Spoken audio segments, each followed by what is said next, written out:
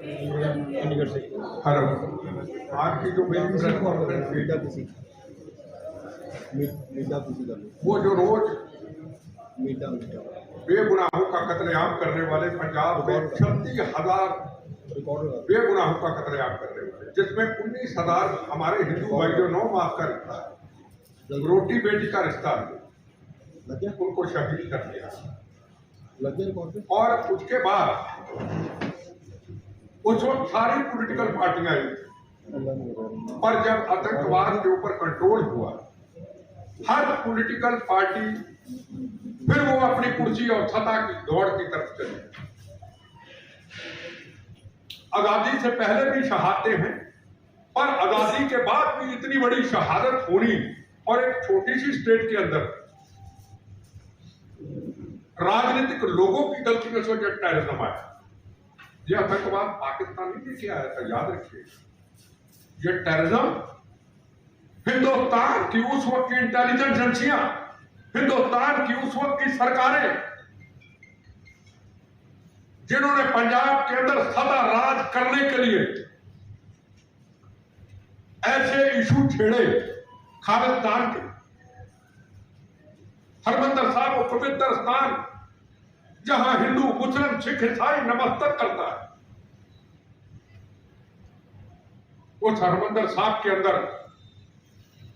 उस वक्त की सरकारों की गलतियों से, उस वक्त सेंटर की इंटेलिजेंस एजेंसियों से हथियारों का जखीरा चला गया। अब मैं नाम नहीं लेना चाहूंगा उस व्यक्ति को, तकलीफ होगी कईयों को, मैं माहौल नहीं खराब करता। हरमंदिर साहब वो नमस्तक करने के लिए, गुरु रामदास जी महाराज का आशीर्वाद लेने के लिए, उनके आगे सिर झुकाने के लिए, ना कि हथियारों को ला करके किला बनाने की कोशिश की। 36,000 बेगुनाहों का कत्लेआम हुआ, अंदर से हुक्म आते रहे, कौन था उनके पीछे? यही था ना कि अकाली दल को सदा खत्म कर देंगे और हम सदा राज करेंगे। हुआ क्या?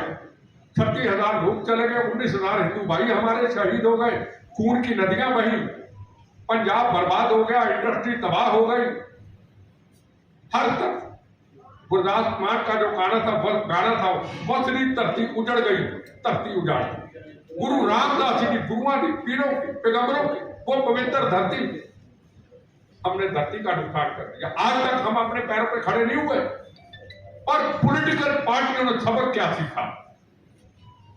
जिन बेगुनाहों के कातलों ने मजलूमों का कत्लेआम किया। अब कुछ दिन पहले गुरु तेग बहादुर महाराज हिंद की चादर का गुरुपुरब दिवस। कौन थे गुरु तेग बहादुर महाराज? मजलूमों की रक्षा के लिए अपना शीश दिया, राष्ट्र के लिए, मजलूमों के लिए, हिंदू के लिए, मुसलमान के लिए, सिख के लिए, ईसाई के लिए। और हमने मजलूम मार दिए, बसों से निकाल के, ट्रेनों से निकाल कर, रास्ते में जाते हुए, किसी के हाथ में किरपान नहीं, किसी के हाथ में बंदूक नहीं, किसी के हाथ में तरचूल नहीं, हमने गोलियों का निशाना बना लिया और कहते खालिस्तान बनाएंगे। तुम्हारी ऐसी की तैसी। जब गुरबंश सिंह पन्नू को कहना चाहता हूं, जब पाकिस्तान का, चाइना का झंड यूके में बैठा हुआ, खालिस्तान ना कभी बना था, ना कभी बनेगा, ना कभी बनने देंगे, ना बनने कभी दिया था। बनेगा तो गंदी हनेरी की तरह हमारी लाशों से गुजर जाएगा। हिंदुस्तान एक है, हिंदुस्तान एक रहेगा। हम गवाह हैं आपके सामने, शरीर पे बम चले हैं, दोस्त यार जवान हर पॉलिटिकल पार्टियों ने शहीद किए, करवाए हैं। बीजेपी भी थी, कांग्रेस भी थी, आरएसएस के लोग भी थे, अकाली दल के भी कुछ लोग थे। आज क्यों नहीं बोलता गुरबंश सिंह पन्नू के खिलाफ कोई? ये सरकारों की जिम्मेदारी है। कभी हिमाचल में धमकी देता है, अभी हिमाचल में धमकी आई, खालिस्तान का झंडा लहराएंगे। अभी मैं गुड़गांव गया, वहां FIR दर्ज हुई, हम खालिस्तान का झंडा लहराएंगे। तो पॉलिटिकल पार्टियों का क्या काम है जी? ये माइंड माफिया पीछे चलता रहा। अभी एक मंत्री पंजाब सरकार के कहते 57,000 एकड़ जमीन पठानकोट में कब्जा कर लिया। अभी एक पिछले चीफ मिनिस्टर के OSP अभी जमीन छुड़वाई। ये क्या करते रहे पिछले आतंकवाद के टाइम के ऊपर जब सरकार बनी? क्या माइंड माफिया करते रहे? शहीदों के लिए कौन खड़ा हुआ? 36,000 बेगुनाह का कत्लेआम हुआ, उनके लिए कौन खड़ा हुआ? सीखा पॉलिटिकल पार्टियों में। अब देवेंद्र पाल सिंह भुल्लर, फोटो देना, देवेंद्र पाल सिंह भुल्लर जिसने दिल्ली में मेरे ऊपर बरात किया, 38 लोग शहीद हुए, 38 लोग 7 के करीब जख्मी हुए। अगर वही मामला आधा घंटा पहले चल जाता, मेरा रास्ता, मेरा प्रोग्राम कैंसिल हो गया, तो कम से कम 500 बेगुनाह लोग शहीद हो जाते जो मुझे मिलने आए। आरडीएक्स की तरह 45 केजी आरडीएक्स तबाही मचा देता है, आधी दिल्ली उड़ा दे। अब उसके लिए सारी पॉलिटिकल पार्टियां खड़ी हो गई। आज 26 साल से, जब से उसको जर्मनी से लाए, किसी को अमेरिका से लाए, किसी को कनाडा से लाए, मेरे पे मारने की प्लानिंग कहां से बनी? कनाडा से बनी। ये आईपी की रिपोर्ट है, होम मिनिस्टर ने उस वक्त बताया। और उसको छुड़वाने के लिए through Pakistan, ISI, Canada, America, Germany, लोग उसको छुड़वाने में लगे। क्या अच्छा कर्म किया था जी उसने? बेगुनाहों का कत्लेआम कर दिया। गाजियाबाद में उसके ऊपर केस, दिल्ली में उसके ऊपर केस, पंजाब में उसके ऊपर केस, चंडीगढ़ में उसके ऊपर केस, पैरवाई करने वाला कोई नहीं। तो पॉलिटिकल पार्टियों का रोल क्या था कि वो इस चीज की इंतजार करें कि ये बेगुनाहों का कत्लेआम करें और छुड़वाएं। आज राज्यवाला की बात करते हैं, अब बेयर सिंह चीफ मिनिस्टर को शहीद किया, कहते उसको छोड़ दो भाई। मतलब आतंकवादियों को छोड़ने के लिए खुलेआम मीटिंगें हो रही। और अहमदाबाद में अभी 15-20 दिन पहले 3 या 4 ब्लास्ट हुए, 38 के करीब आतंकवादियों को फांसी की सजा सुना। 38 के करीब। यहां कितने पुलिस के जवानों के परिवारों के परिवार ही खत्म कर दिए। 19,000 हिंदू भाई, 36,000 बेगुनाह लोग मार दिए। सजा किसको नहीं? हम 1 या 1.5 महीने का टाइम उन लोगों को देते हैं जो ये रोज आतंकवादियों के ऊपर पॉलिटिक्स कर रहे हैं। बेगुनाहों का कत्लेआम हुआ उनके लिए नहीं, उनके ऊपर राजनीति कर रहे हैं। अलग अलग संस्थाएं बड़ी बहादुरी दिखाते हैं। ये बम जलाने वाला था, हम इसको छुड़ाना चाहते हैं। अरे सिख कौम का इतिहास मानवता की रक्षा के लिए था। मैं भी आपके सामने, मैंने किसी को मारा तो नहीं, मैंने किसी पे केस तो नहीं रजिस्टर कराया। कोई मुझे ऐलान करके कहता, मुझे एक भी आदमी कह दे कि बिट्टा ने हमें जेल में कराया, बिट्टा ने हमारे पे केस रजिस्टर कराया, बिट्टा ने हमारा इनकाउंटर कराया, मैं चंडीगढ़ के ये आपका जो भी चुराहा हो खड़ा हो जाता हूं, सबूत देते मुझे गोलियों से मार। पर बेगुनाहों का कत्लेआम करने वाले, उनके खिलाफ आखिरी दम तक खड़ा रहूंगा। मैं 10 साल से 15 साल से बोला नहीं।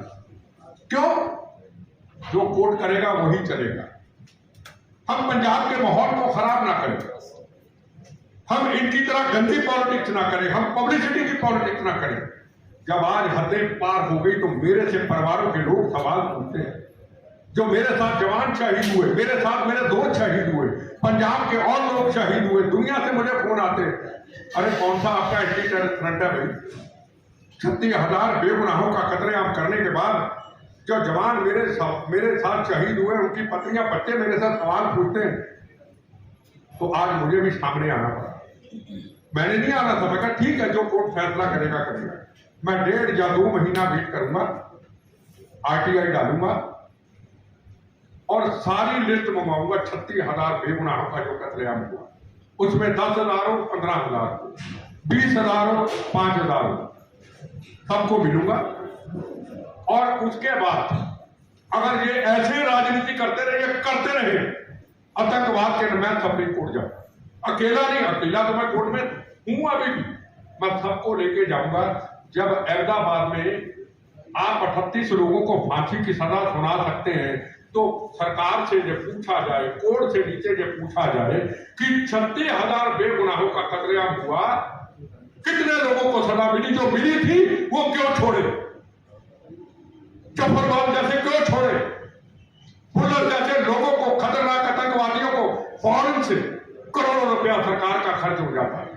सरकारी वकील, जस्टिस सुप्रीम कोर्ट के, हाई कोर्ट के, लो कोर्ट के जजेस, पुलिस, एडवोकेट जनरल मेहनत करते हैं, पुलिस बात से लाती है और आप उनको छोड़ देते हैं। ऐसे कितने केसेस हैं हिंदुस्तान के अंदर? दया सिंह लाहौरिया, हरनेक सिंह पप, जितने मेरे पे बलात्कार किया, क्यों छोड़ा? कितने लोगों को सजा हुई?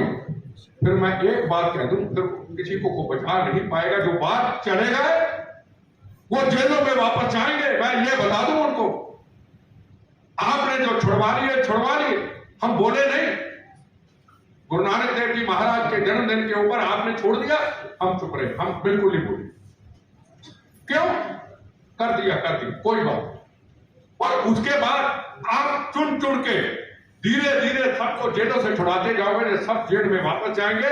और जो पॉलिटिकल पार्टियों के जिम्मेदार लोग हैं, जिनकी रोज स्टेटमेंट आती है, वो ना फाइल हमने साथ लगाएंगे। और ये फंडिंग एक टाइम की पेशी की वकील मुकल रत्तों की कितना लेते? 20 लाख।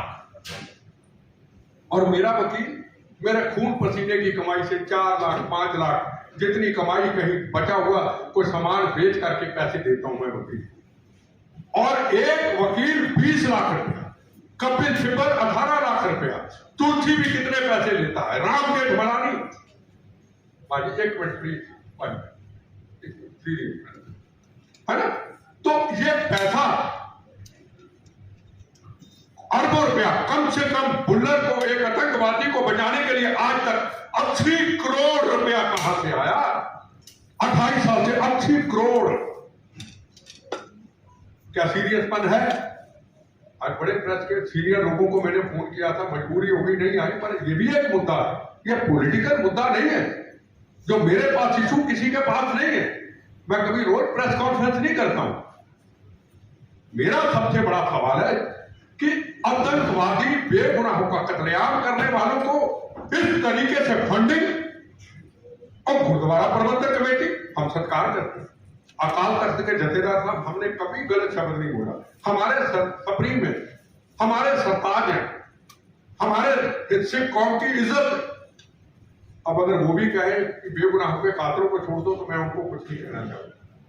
अगर गुरुद्वारा प्रबंधक कमेटी के प्रेसिडेंट कहे खुले तौर पे कि गुरु तेग बहादुर महाराज हिंद की चादर, हमारे 2 साहिबजादे नींव में चढ़वाए गए, 2 शहीद हुए, भाई मती ताती मानवता के लिए आरोप पे चढ़वाए गए। अरे मुझे इतना तो बता दो कि हिंदू ने आपका क्या बिगाड़ा था? खालिस्तान का विरोध करने वाले ने आपका क्या बिगाड़ा था? हिंदू से इतनी नफरत क्यों? कौन सा ऐसा पंजाब का हिंदू है 2-4 छोड़ के घर में लेने वाले? कौन सा हिंदू है जो सिख धर्म के खिलाफ गंदी भाषा का प्रयोग करता है? हमेशा कहता है अरे सिख कौम की खातिर तो हम बचे हैं, सिख कौम न होती तो आज हिंदू समाज कहां होता। खुल के कहता है, हम रोज हिंदू हिंदू करके उनको बुरा कहते। कौन इनके ऊपर डिस्कशन करेगा? कौन इनके ऊपर सेमिनार करेगा? कौन पंजाब के लोगों को जगाने की कोशिश करेगा कि हमारा 9 मास का रिश्ता है, हमारा रोटी बेटी का रिश्ता है? कौन इसके ऊपर पॉलिटिकल पार्टियां प्रचार करेंगी? नार्को टेररिज्म पंजाब के अंदर का को खत्म कर पाया? पंजाब की जवानी पहले आतंकवाद ने तबाह कर दी, पाकिस्तान ने तबाह कर दी, हमारी राजनीतिक लोगों की गलतियों से पंजाब की जवानी तबाह कर दी। पंजाब का कोई भी नौजवान बंदूक पकड़ने वाला नहीं था। हमारे गर्म भाषणों ने मंजी साहब के अंदर 10-10 साल के नौजवानों को, बच्चों को गर्म भाषण दे दे के बंदूक पकड़ा के माओ के लाल मरवा डाले। पंजाब के अंदर सिख भाइयों के हाथ में गोली पकड़ा के, बंदूक पकड़ा के हिंदू भाइयों का, सैकड़ों सिखों का, मजलूमों का कत्लेआम कर दिया। और दिल्ली के अंदर इन सब लोगों की गलतियों से 84 के दंगे हुए बेगुनाहों के पूरे हिंदुस्तान के अंदर। क्या इसके ऊपर क्या किसी पॉलिटिकल पार्टी ने चर्चा करने की कोशिश की कि पंजाब के अंदर आतंकवाद क्यों आया? कौन था जिम्मेदार? कौन सी पॉलिटिकल पार्टी का जिम्मेदार? किस पॉलिटिकल पार्टी का क्या रोल था? सेंट्रल की इंटेलिजेंस एजेंसियों का क्या रोल था? किसने जेबी रखी थी आतंकवाद की? कोई चर्चा नहीं। लोग चले गए। अब आगे फिर उनकी अरे निचोड़ निकालो, व्हाइट पेपर जारी करो ताकि आगे से कोई गलती ना करे। पहले पंजाब की जवानी बर्बाद हो गई, फिर हमारी गलतियों से नार्को टेररिज्म आया, युवा पीढ़ी बर्बाद हो गई। किसान अपने बेटे को 2-2, 3-3 एकड़ खून पसीने की कमाई से पुरानी जमीनें बेच करके बच्चों के डर का मारा विदेशों में बेचता है। ये पंजाब बना दिया हमने, और बच्चे मां बाप से बिछड़ गए, परिवार का कोई जी चले जाता, बच्चा आप नहीं बना। कौन है जिम्मेदार? हम जिम्मेदार हैं, हम पॉलिटिशियन जिम्मेदार हैं। हम अपनी जिम्मेदारियों से भाग गए। पैसा, माइंड माफिया, बिल्डर माफिया, पैसा कमाओ, राजनीतिक पेशा बन गया। हजारों करोड़ की जमीन आपके सामने, वो इशू नहीं है। पर सुबह अखबार पढ़ी बता रहा हूं, अरे 57,000 एकड़ जमीन पंजाब की। फिर मंत्री कहता पहाड़ ही खा गए मंत्री। ऐसी ये पंजाब है। पहले भी पत्रकार थे, मैं सबकी इज्जत करता हूं, रिसर्च करते थे, लिखते थे, निकालते थे अखबारों में स्कैंडल की। कहां वो चीजें चली गई यार? हम कहां चले गए यार? क्या पंजाब को उस रास्ते पे ला पाएंगे हम पॉलिटिकल पार्टियों के लोग आने वाली जनरेशन के लिए? कहां चला गया पंजाब? रोज गुरपन सिंह पन्नू रोज हमें धमकियां दे देता है कि हम फलाने को मार देंगे, हम सीएम को उड़ा देंगे, हम हिमाचल के सीएम को मार देंगे। कहां सिस्टम खड़ा? क्या उसके खिलाफ एक भी पॉलिटिकल पार्टी बोली सुरक्षा हम सबको चाहिए, और सुरक्षा भी जेड प्लस चाहिए, और सुरक्षा भी स्टेटस सिंबल चाहिए? क्यों भाई? आप अपना पहले किरदार बताओ। आपने अमन शांति के लिए क्या काम किया? आपने पंजाब के अंदर क्या को भड़काऊ बयान तो नहीं दिया? आपने क्या पंजाब के अंदर आग तो नहीं लगाई? हम आग लगाते, हमें सुरक्षा मिल जाती। वो है, अगर हम पंजाब की अमन शांति की बात करते, अगर राष्ट्र एक की बात करते तो कोई दिक्कत नहीं, और सुरक्षा का स्टेटस सिंबल नहीं होना चाहिए। अब पिछली सरकार के टाइम पे देखो कितने ओएसडी से चीफ मिनिस्टर, कितने। अभी स्कैंडल पकड़ा गया जमीन का, पंचायत की जमीन ही खा गए, और 5 गनमैन। मजाक बना रखा है। तो मैं यही कहना चाहूंगा बुल्लर का दिखाना कि जो ये कहते हैं कि बुल्लर की पिटीशन बिट्टा की खारिज हुई सुप्रीम कोर्ट के अंदर, और ये देखो दिल्ली की तस्वीरें, सिर उड़े हुए। ये सिर पता कहां से उठा के लाए? मेरी सामने कोठी अटल बिहारी वाजपेयी की कोठी से किसी का सिर लाए, और लीड मेरिटन को फॉरनर ठहरे थे, बलास का टुकड़ा वहां गया, फॉरनर जर्मनी का था, वो दुनिया से चला गया। इतना खतरनाक बलास था। ये कारे देखो, मैं कभी बोला, मैं कभी 15 साल में 10 साल में कभी प्रेस कॉन्फ्रेंस आपके ऊपर इस चर्चा पे की? मुझे दुख है, मैं करता था। एक पत्रकार थे बनर्जी साहब, खैर ट्रिब्यून के, उन्होंने किसी को इतनी सी बात कह दी कि हम इशू ढूंढते हैं। हमने कुछ देर बाद ऐसी हृदय को चोट लगी, हमने पत्रकार सम्मेलन ही करना बंद कर दिया। कोई बात नहीं, हम ऐसे जीलेंगे, हम ऐसे लड़ाई लड़ेंगे। और हमने कभी पंजाब को आग नहीं लगाई। अगर लगाई है तो आप मेरे से कोई भी सवाल पूछ सकता है। ये हमने पिटीशन डाली थी सुप्रीम कोर्ट में, जो गुरु नानक देव जी महाराज के ऊपर आतंकवादियों को छोड़ा गया था, उससे पहले मैंने कोर्ट में केस डाला था। वो आतंकवादी को बुल्लर का इसमें नाम था, पर मेरा सुप्रीम कोर्ट से स्टे मिल गया। मैंने गुरु नानक देव जी महाराज के शुभ दिहाड़े के ऊपर पहले से पिटीशन डाली थी। जब पंजाब के कैप्टन अमरिंदर सिंह ने कहा था देवेंद्र पाल भुल्लर को परमानेंट छोड़ दो, तो मुझे स्टे मिल गया। उसमें अब ये रोज आपके मीडिया में आता है कि बिट्टा की पिटीशन खारिज होगी। मेरी पिटीशन खारिज नहीं हुई। उन्होंने कहा है सुप्रीम कोर्ट में, अगर अभी तो छोड़ा ही नहीं जा रहा तो अपना केस वापस ले लो, पर अगर केस मेरा उनको छोड़ा जाता है, देवेंद्र पाल भुल्लर को आप सुप्रीम कोर्ट पूछ सकते हैं। ये मेरी सामने जो रोज इलेक्शन से लेके आज तक कंफ्यूजन हो रही है और कह रहे कि दिल्ली सरकार छोड़े। दिल्ली सरकार अकेला कैसे छोड़ सकती है उसको? अभी कमेटी की मीटिंग बैठी, दिल्ली का home minister Satyendra Jain, 2 session जज, एक अटॉर्नी जनरल, एक होम सेक्रेटरी, एक दिल्ली पुलिस कमिश्नर की तरफ से ऑफिसर आए। उन्होंने कह दिया इस आतंकवादी को नहीं छोड़ा जा सकता। दिल्ली सरकार कैसे छोड़ देगी? उसकी कमेटी है, दिल्ली पुलिस है, सेशन कोर्ट है, सेशन जज है, होम सेक्रेटरी। उन्होंने कहा नहीं छोड़ा जा सकता, तो कैसे छोड़ देंगे? अगर कोई छोड़ता है मैं सुप्रीम कोर्ट जा सकता। ये कंफ्यूजन खत्म होनी चाहिए कि दिल्ली सरकार उसको छोड़ेगी। सेशन कोर्ट ना सेंट्रल गवर्नमेंट के अधीन है ना स्टेट गवर्नमेंट के अधीन है। सेशन कोर्ट सुप्रीम कोर्ट के अंदर है। वो कोई भी पॉलिटिकल पार्टियां हो, गलत हो ठीक हो, इंसाफ देने की आम आदमी को कोशिश करती है। ये पेपर आपके सामने। अब आप कोई सवाल करना चाहते हैं? जी, मीडिया की आपने बात की है, कई मीडिया जो यूके से चलता है, स्पेशली मैं नाम नहीं लूंगा, उसको क्यों नहीं रोका जाता? वो लगातार खालिस्तान की बात कर रहा है, लगातार यहाँ पे अपना पैर फंसा रहा है। कौन? मीडिया ऐसा मीडिया भी है। आपने मीडिया की बात की है ना कि मीडिया सही रोल अदा नहीं कर रहा।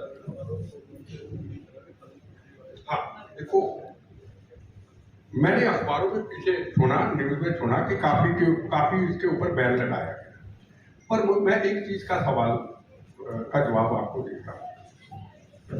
हमारी पॉलिटिकल पार्टियों का रोल क्या है? मेरा आपसे सवाल है। हमारा यही रोल है कि हम चुनाव लड़े, हम मंत्री बने, हम जीते और अपने एरिया में अगले वोट लेने के लिए हम अपना वोट बैंक पक्का करें। मैं भी तो एक राजनीति से आया, राजनीति नहीं राजनीति से आया। मैंने भी तो चुनाव लड़ा। मैं चुनाव नहीं लड़ना चाहता था, पर जब आतंकवादियों ने कहा मेरा एरिया हरमंदर साहब के आसपास का है, उस वक्त चारों तरफ आतंकवाद था, पवित्र धरती को बदनाम किया, तो मुझे जब आतंकवादियों ने कहा बेटा अगर चुनाव लड़ेगा बम्बों से उड़ा देंगे, जो वोट डालने जाएगा हाथ करेंगे, मैंने मौत का कफन बांधा। मैंने चुनाव लड़ा, उसके बाद मेरे ऊपर 3 ब्लास्ट हुए, मैंने लड़ाई लड़ी, अमन शांति हमने किया, हमने छोड़ दिया। मैं भी तो आपके सामने हूं। आप मुझे एक चीज बता कि कभी मेरा गलत बयान पंजाब में सुना? कोई बता। मैंने को भड़काऊ बयान दिया? ये देवेंद्र पाल भुल्लर का कब से केस चल रहा है? 10 साल 15 साल में कभी बोला नहीं। क्यों? जब सुप्रीम कोर्ट है, जब पुलिस काम कर रही है, प्रशासन, हम अपन क्यों करें? आज मजबूरी में आपके पास आए। अगर मैं जिम्मेदारी उठा सकता हूं तो बाकी पॉलिटिकल पार्टियों क्यों नहीं? मैं तो कांग्रेस में था ना, आज भी मैं दूर नहीं हूं।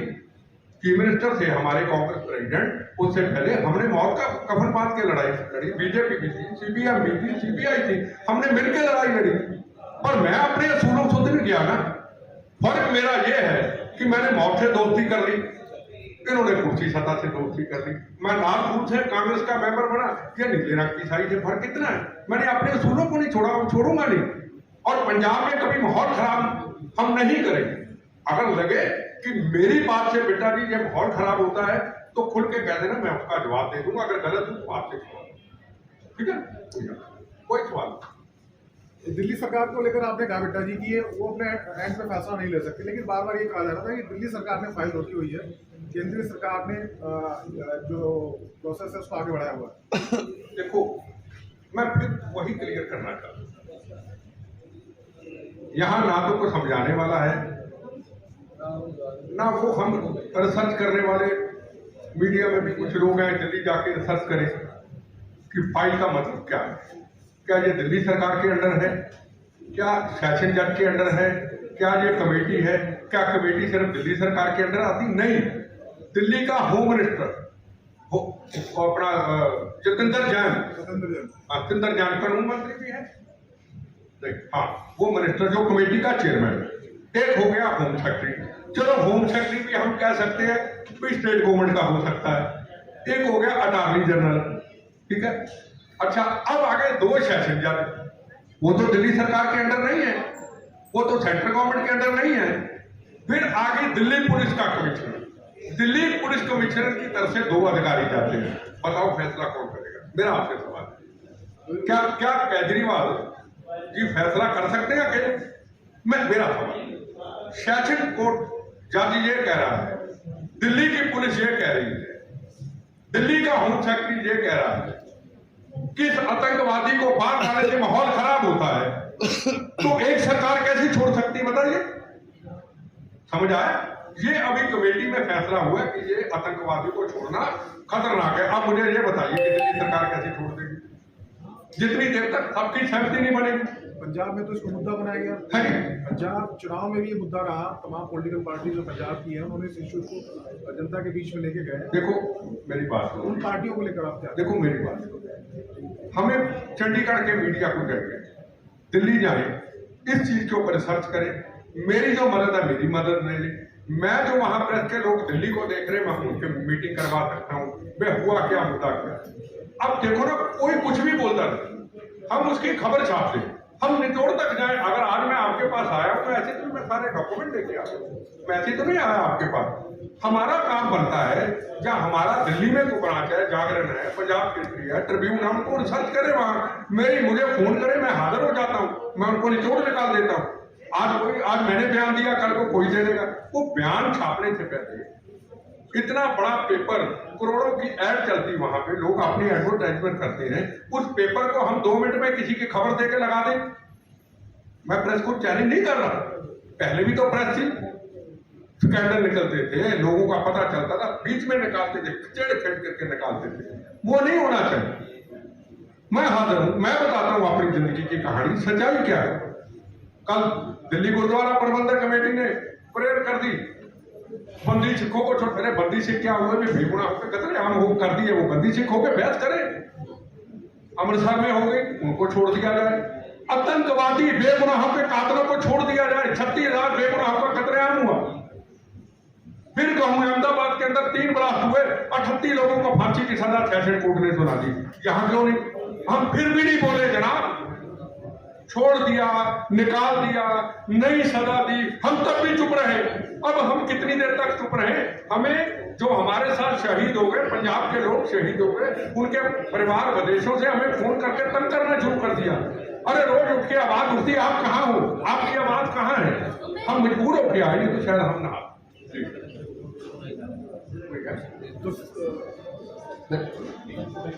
ठीक है।